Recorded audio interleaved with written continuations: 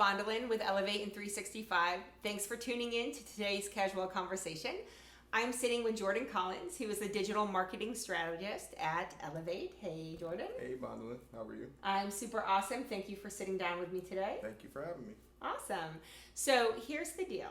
You and I were talking earlier. We have all of our brokers and agents out there. They are preparing for 2020. We're nearing the end of the year. This is when everybody is doing their business planning, their growth planning, Right. working on their marketing plans, working on their 2020 goals and financial budgets, or if you're not, you should be. Right.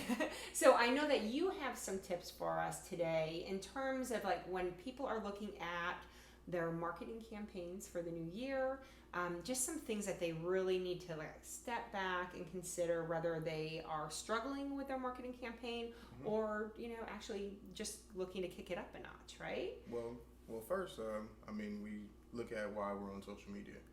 We're on social media because most of our audience and people that are going to be our buyers and our sellers are going to be on every platform because that's what they're using every day. So with us using that every day, we want to make sure the content that we're providing and everything that we're putting out to the audience is relevant to them, and then it allows us to create leads and attraction. Okay, yeah, so a couple of things that you said there.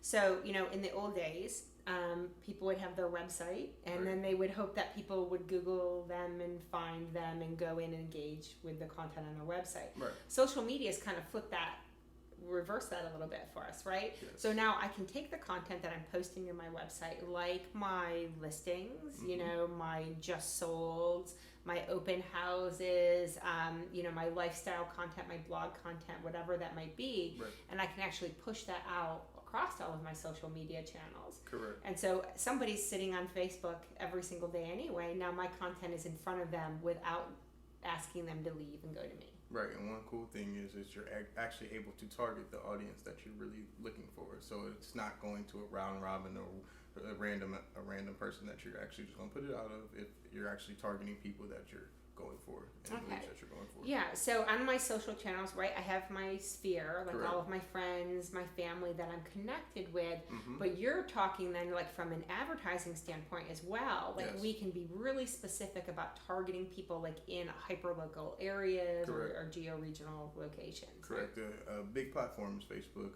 Facebook's great for real estate just because that's more of an older demographic.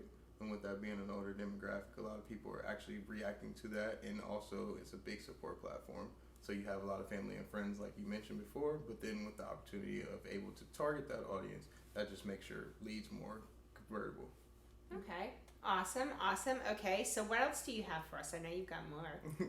So another great tip that I have, especially for real estate agents going into 2020, is being more engaging. We want to be more engaging on social media because once again, we're putting out content to this audience, but at the same time, the audience also wants to elaborate with you and they want to collaborate with you and talk with you and be able to trust you. So putting out engaging content is a big thing so they can have that trust to be able to work with you.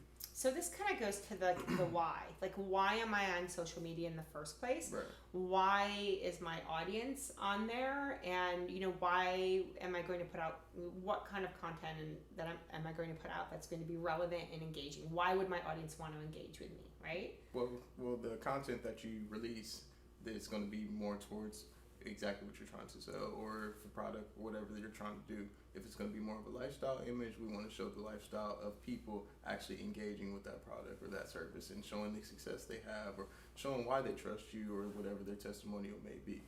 Right, and that's a big thing I know, like for our agents when they're promoting listings, right? We like to, you know, we always encourage them to focus on what is the lifestyle of that community, right? Because if I'm just looking at the house and, you know, and the square footage and the number of bedrooms and the number of baths, you know, that only gives me so much insight. So I love it when I see our brokers really telling a story, right? Whether it's about that listing or it's about the community that that listing lives in, because that really connects and resonates with the audience. Right, and at the end of the day, when it comes to social media, there's a lot of people that are kind of in the same industry. So with people in the same industry, if you can make someone feel you or if they can really understand you and really cling to you and build a relationship with you, it's all about relationships. At the end of the day, that's what we're doing. We're building a huge community on social media. You may not know the person, but you're building that relationship to get to know that person. Yeah, and they're going to follow you because you're putting out cool content. Correct. Because they like following your story. And ultimately, the reason that we're on social media is because we want to start conversations, right? We want people to be liking, we want them to be commenting, we want them to be sharing, whether it's a listing or it's just, a cool local event that's coming up or whatever that case is, right? You want to be seen as that, that source of information in your community. Correct. And then you also want to interact back, because at the end of the day, like I said, there's a lot of people in the space and there's a lot of huge businesses that aren't really interacting with their audience. And if you can actually interact with your audience, that gives them more of a trustworthy family environment. How about that? That's true. It's like the expectation that people have for responsiveness has changed so drastically with technology, right? So it used to be, if I was interested in a listing, I might call that listing agent. They might get back to me, the next day. And that was like perfectly fine. Now it's like I see a listing and I'm like, oh, I want to talk to somebody right now. And I'm literally expecting a call or an outreach or something like in a matter of minutes. And social media, sort of supports that too. Like if people are commenting or asking you a question on your social channels, you have to be really responsive and engage with them. So that's really important. I agree. And being responsive is key, and being consistent is key. Yeah, and if you're not responsive, there's somebody else out there who's going to be, and then you're going to lose that piece of business, right? So that's one thing. That's what's good about being consistent. You have to really engage with the audience and being consistent with them, because if you're consistent with them, that's only going to bring word of mouth marketing, and that's only going to bring more clients and more leads. And that's what we all want. That's what we all want. Awesome. So what else? I think we have enough time for probably like one more tip. I know you and I could sit here all day long, so you're definitely going to have to come back again. We'll get him back again, guys. Don't worry. But as people are planning for 2020, so they have to think about, why am I putting stuff out there in the first place? What kind of content am I putting out there? Why would my audience engage with it, right? What else do you have for us? Being consistent. Being consistent is like one of the biggest keys, and it's very, very important.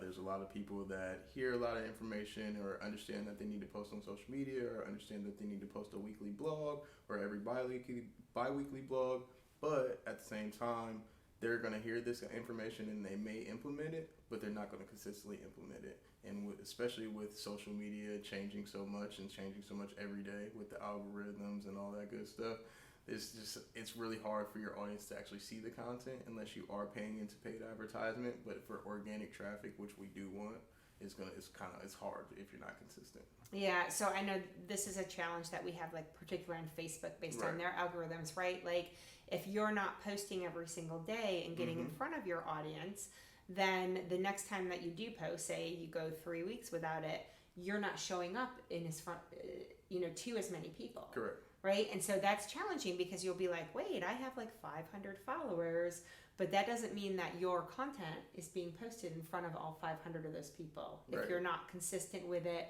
and if they're not re-engaging with your content. Right, exactly. Random social media stat. If you're a business, or if you're a business page on Facebook or Instagram, you're only usually seeing about 7% of your audience every time you post.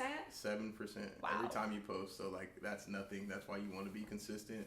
You don't even know if you do have 500 followers, there's only a consistent of maybe 45 people that are actually seeing it. So unless you're using paid advertisement. As well as an influencer or as a contributor, you're only getting about 10%. So that's with a personal connection. So it's already hard enough. Even your own friends that are following you aren't able to see that content unless they actually go look for it, which is really, really interesting. So our recommendation is to establish a consistent schedule, and it doesn't have to be daily. Correct. Right? But maybe it's 3 times a week. Maybe it's once a week, right? But you have a consistent schedule that you're constantly putting out content. True. And then those social channels will sort of say, okay, I always know that, Jordan's putting out content on these days, and this is his consistent posting schedule, and I'm going to put his content in front of his audience. Exactly. But like I said, it's all about being consistent, because you can have the posting schedule, and if you're not executing or not implementing that, then it's not showing for getting your results back. And it's also too, I think like your audience gets trained to expect content from you as well, right? And so if they're coming and they're looking for your content because they know that you're posting, every Sunday morning or something like that, and then you don't do that, they're going to stop looking for that, right? Correct. So it's not just training yourself to be consistent in your posting, but it's training your audience in a way to come and engage with your content. Exactly. And it's just like with your audience, if you lose their trust once, it's kind of hard to get it back. So just a fun question for you, completely outside of all of this. So you work on all kinds of, across every single social channel for us, and you're amazing at what you do for us. Thank you very much. Just personally, what is your favorite social channel for your own personal use? My favorite social channel, it would have to say Instagram. Instagram is very visually appealing. Just kind of really gets my interest and it gets my attention. But I'm actually moving into Facebook. I'm learning that I'm getting older. So with me getting older, I'm seeing that Instagram is really targeted to a Generation Z platform. It's a lot of people that are actually, it's like a viral generation now. So with me being older and me really looking at the engaging content, I like Facebook just because it helps me with my support. It also helps me with the business aspect and then advertising as well. So if I wanted to do a product or a service, I can actually do that all on Facebook. Instagram is cool, but with Instagram generation or going into Generation Z, it's just a lot different for the kids to really interact with you. A lot of kids aren't really spending a lot of money and whatnot, so Facebook is probably my favorite platform now. Yeah, I always really loved Facebook, and that's definitely where I have the highest audience and engagement, personally as a Gen Xer. But I also, the things that I hate are like all the political arguments and the religious arguments. Yeah, and I try to stay away from that, and I try not to engage with a lot of that kind of content because I'm like there to connect with family and friends and my colleagues. So the thing that I love about Instagram is it's like just beautiful, right? It's all focused on imagery and video, and so anytime like I need a dose of just like pretty, I like go in and scroll my Instagram feed because it's always full of really good stuff. That's always the best, trust me. I love my Instagram feed, and it's just like it keeps you in it, and with the culture switching so much, now everybody loves memes, and you just kind of see everything switch every day. So I love how all the algorithms switch. I love how all the content switches. It kind of just keeps me on my toes. It keeps me motivated and keeps me like wanting to understand the space even more. So that's what I love about it. Well, awesome. Well, Jordan, thank you so much for sharing some tips with our audience today. Like I said, we will definitely have him back. And if you are looking for ways to engage your audience or increase your engagement with your audience on social media, if you're looking to establish a consistent schedule or have questions about what kinds of content you should be posting, check us out at tryelevate.com. You can request a 15-minute consultation with one of our success coaches, and they will actually look at everything that you're doing from your website to your blog to your social media. They'll give you some tips and tricks, and they'll also give you some information on how we can help you increase your social media marketing for 2020. Yes, I'm very excited for 2020, very excited for the changes, very excited for the growth, and very excited to be on this. All right, awesome. Thanks, Jordan. Thanks everybody. Thank you. See you next week.